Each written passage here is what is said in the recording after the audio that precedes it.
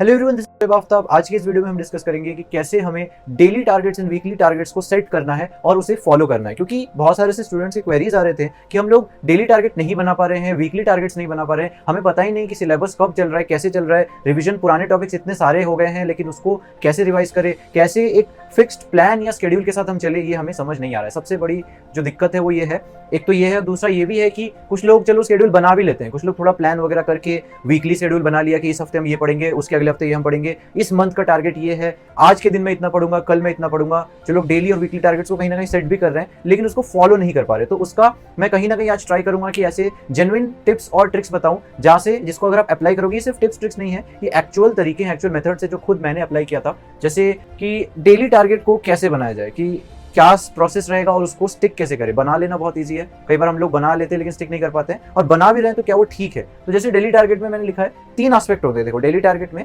अगर हम किसी कोचिंग क्लास में जा रहे हैं या स्कूल जा रहे हैं या कहीं से भी हम अपनी पढ़ाई कर रहे हैं, नीट के पॉइंट ऑफ व्यू से हम जहां से भी हमें अपना नॉलेज मिल रहा है, वो कोई ऑनलाइन क्लास हो सकता है, कोई कोर्स हो सकता है, या फिर कोई प्रॉपर ऑफलाइन क्लास हो सकता है, जहां से भी नॉलेज मिले, डेली का आपको कुछ ना कुछ काम रहेगा। जो भी आपके क्लास में, ऑनलाइन क्लासेस में, ऑफलाइन क्लास में जो भी आपको पढ़ाया गया, डेली का जो भी काम है उसको आप प्रायोरिटी पे रखो। और एक होता है बैकलॉग, जो आपका पुराना शायद बचा हुआ हो, जो कोचिंग या आप तो आपने लेट ज्वाइन की है, या फिर कोचिंग आपने ज्वाइन तो सही टाइम पे की थी बट फिर भी कुछ रीजन की वजह से, मे बी आपकी तबीयत खराब रही, मे बी आपने उस टाइम पढ़ाई नहीं की, कुछ ना कुछ प्रॉब्लम आया और आपका बैकलॉग रह गया। तो डेली वर्क हो सकता है, बैकलॉग हो सकता है, या फिर रिविजन हो सकता है आपका 11th पूरा कंप्लीट है, 12th अपने अभी जस्ट स्टार्ट किया है, तो आपको 11th का पार्ट रिवीजन करना है, और अभी से ही स्टार्टिंग से ही थोड़ा थोड़ा रिवीजन करना स्टार्ट करना है, वरना 11th का बहुत जल्दी भूल जाओगे। ठीक है, सिर्फ यही नहीं, उल्टा भी हो सकता है। मान लो 11th से स्टार्ट किया लेकिन कुछ टॉपिक्स हो गए, तो जो टॉपिक्स हो गए उसको कैसे रिवाइज करें। तो 3 चीजें हमेशा रहेगी, किसी भी एस्पेक्ट, किसी भी फेज में हो आप अपने प्रिपरेशन में, 11th में हो, 12th में हो, ड्रॉपर हो, कोई भी हो, 3 फेजेस, 3 चीजें हमेशा रहेगी। डेली वर्क हो गया, बैकलॉग हो गया और रिविजन हो गया। तो डेली वर्क में मैं बोलता हूँ कि प्रायोरिटी के फॉर्म में करो,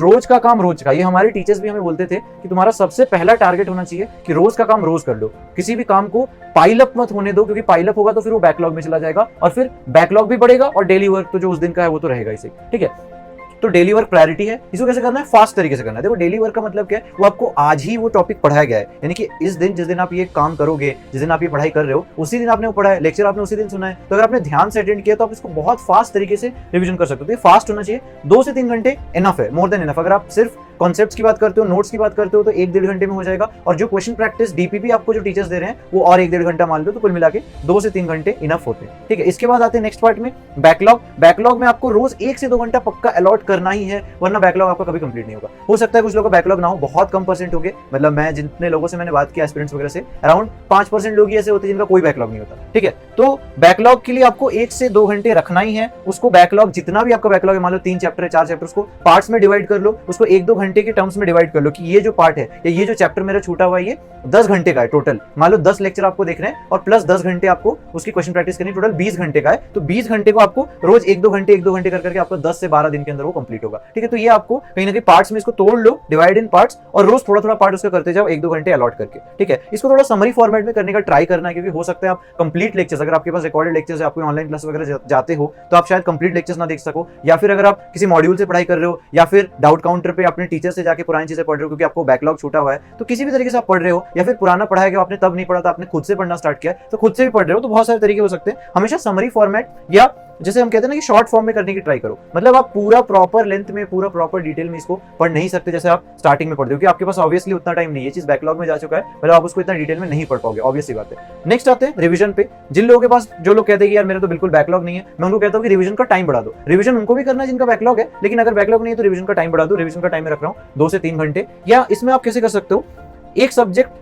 का एक टॉपिक उठा सकते हो कि यार आज रिवीजन करना है, तो आज एक काम करते हैं, आज वेक्टर्स करते हैं, वेक्टर एडिशन, वेक्टर सब्सट्रैक्शन कर लेते हैं। ठीक है, या फिर मान लो हमने कुछ भी उठाया, लेट्स से रिलेटिव मोशन करते हैं आज। ठीक है, मतलब हम लोग काइनेमेटिक्स करेंगे, लेकिन काइनेमेटिक्स में भी सिर्फ रिलेटिव मोशन करेंगे। तो इस तरीके से आप एक सब्जेक्ट का एक टॉपिक उठा के कर सकते हो, या फिर धीरे धीरे क्या होगा, आपका लॉन्ग टर्म में काफी अच्छा रिवीजन हो जाएगा। ठीक है, इसके लिए मैं बोलता हूँ हमेशा क्वेश्चन फॉर्मेट में आप प्रैक्टिस किया करो, क्वेश्चंस की ज्यादा से ज्यादा प्रैक्टिस करो, रिवीजन क्वेश्चन लगाओ, PYQs लगाओ, डिफरेंट फॉर्म्स ऑफ जितने भी क्वेश्चन होते हैं, AR फॉर्म हो गया, स्टेटमेंट वाले हो गए, NCERT बेस्ड क्वेश्चंस, क्योंकि अब आजकल थ्योरेटिकल बहुत ज्यादा आ रहा है। तो काफी लोग पूछते हैं मेरे से कि क्या कोई ऐसा ऐप है, क्योंकि हम लोग जो है फोन बहुत ज्यादा यूज करते हैं, लेकिन हमारे पास इतना अच्छा कोई रिसोर्स नहीं है जो फोन से ही हमें क्वेश्चन प्रैक्टिस करवा दे। तो ऐप के लिए डेफिनेटली हमारे पास रिसोर्स है, आपको पता होगा मेमोनीट जैसे ऐप अब मार्केट में आ चुके हैं। तो सबसे पहले अगर मैं मेमोनीट ऐप के खास फीचर्स के बारे में बात करूं तो ये है कि यार यहाँ पे जो 100 आउट ऑफ 100 क्वेश्चन जो नीट 23 में आए थे वो बिल्कुल इसी ऐप से उठ के आए थे डायरेक्टली। यहाँ पे इन्होंने पूरा प्रूफ रिलीज किया कि कैसे कौन से क्वेश्चन जो मेमोनीट ऐप पे था वो बिल्कुल वैसा ही वैसा का वैसा नीट में भी आया था। सिर्फ यही नहीं यार,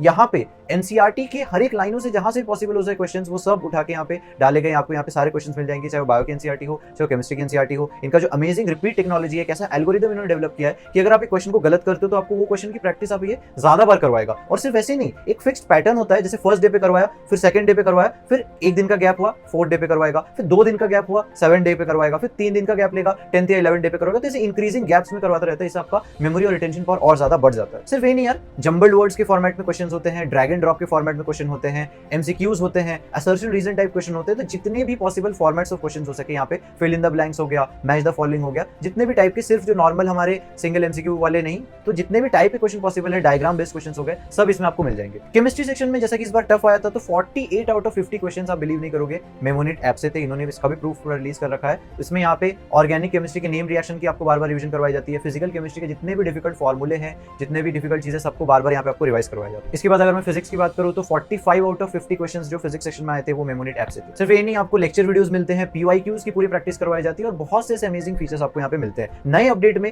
क्रॉसवर्ड्स हो गए, पजल्स हो गए, मीम्स हो गए, जो आपकी लर्निंग को और ज्यादा इंटरेक्टिव बनाएंगे, वो भी आपको मिल जाएंगे। तो यार इसका जो लिंक है मैं डिस्क्रिप्शन में डाल दूंगा। अगर आप मेरा कोड यूज करते हो SOYEB300 SOYEB300, अगर आप मेरा कोड यूज करते हो तो आपको यहाँ पे एडिशनल डिस्काउंट मिलता है। 3 लाख प्लस स्टूडेंट्स ने इसको डाउनलोड किया है, 20 मिलियन प्लस क्वेश्चंस की प्रैक्टिस हुई है, आप भी इसको डाउनलोड कर सकते हैं, लिंक में डिस्क्रिप्शन में डाल। इसके बाद बढ़ते हैं आगे वीडियो की तरफ। यार नेक्स्ट मैं बताऊंगा कि यार वीकली टारगेट्स कैसे आपको बनाने हैं। तो वीकली टारगेट में एक चीज देखो, चैप्टर वाइज आप बना सकते हो डेफिनेटली। 3 अप्रोचेस हैं। एक तो आप चैप्टर वाइज बना सकते हो कि यार आपको अगर लगता है कि आप पर्टिकुलरली ड्रॉपर्स के लिए काफी सूटेबल है, मान लो आपको पता है कि मेरे पास 1 साल का टाइम है, तो अप्रॉक्स 50 वीक्स मान लो, चैप्टर्स कितने 98 चैप्टर्स है टोटल, तो पर वीक का अगर मैं चैप्टर कैलकुलेट करूँ तो 2 चैप्टर्स पर वीक, ठीक है। तो ये तो क्या रफ कैलकुलेशन, ऑफकोर्स इससे आप ट्राई करो थोड़ा ज्यादा, 3 चैप्टर पर वीक आइडियल है, ठीक है। 3 chapter, 1 chapter physics, 1 chapter chemistry, 1 chapter bio, ठीक है। अगर आप ऐसे भी कर लेते हो तो काफी है, ठीक है। तो उसमें आपको क्या करना पड़ेगा, आपको वो फास्ट करना पड़ेगा, तभी आपका 1 चैप्टर पूरा ढंग से होगा। ये वाला जो पार्ट है ये आपको करंट के अलावा करना है, मतलब ऐसा नहीं कि आप करंट छोड़ के सिर्फ आप 3 चैप्टर पर वीक करोगे तो हो जाएगा। करंट आप करते रहो, जो भी आपकी कोचिंग में चल रहा है, जैसा भी चल रहा है वो आप करो। Apart from that revision point of view से आपको क्या करना है,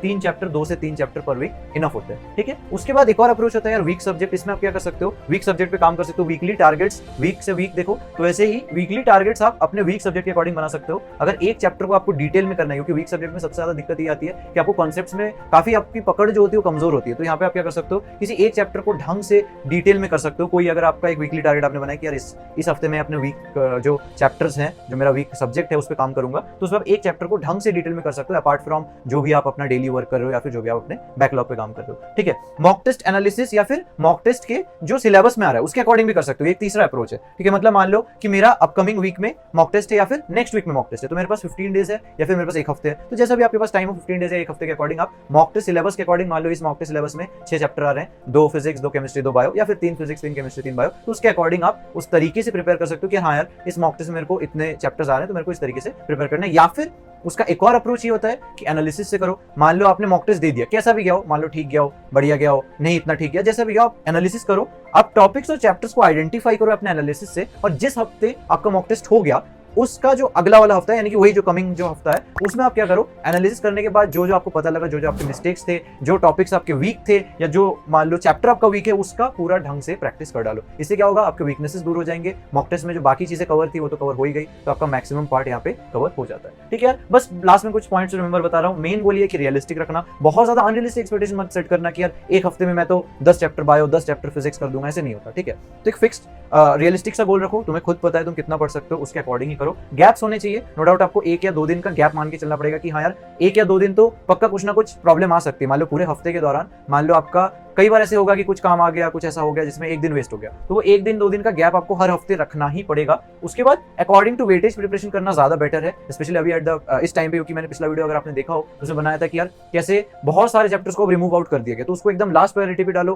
ठीक है। प्रायोरिटी वाइज सेट कर लो, जिसका वेटेज ज्यादा उसको अच्छे से पढ़ो, ठीक है। Weekly broad targets can also be according to mock test. ये पॉइंट मैंने ऑलरेडी कवर कर दिया कि जैसा मॉक टेस्ट का सिलेबस है उसके अकॉर्डिंग भी वीकली ब्रॉड टारगेट्स आप सेट कर सकते हो। तो दैट्स इट, आज के वीडियो में बस इतना ही था। मिलता है अगले वीडियो में। होपफुली आपको वीडियो अच्छा लगा हो तो लाइक करना, करना और अपने फ्रेंड्स के साथ जरूर शेयर करना। मिलते हैं अगले वीडियो में, चैनल को सब्सक्राइब करना। तब तक के लिए बाय बाय।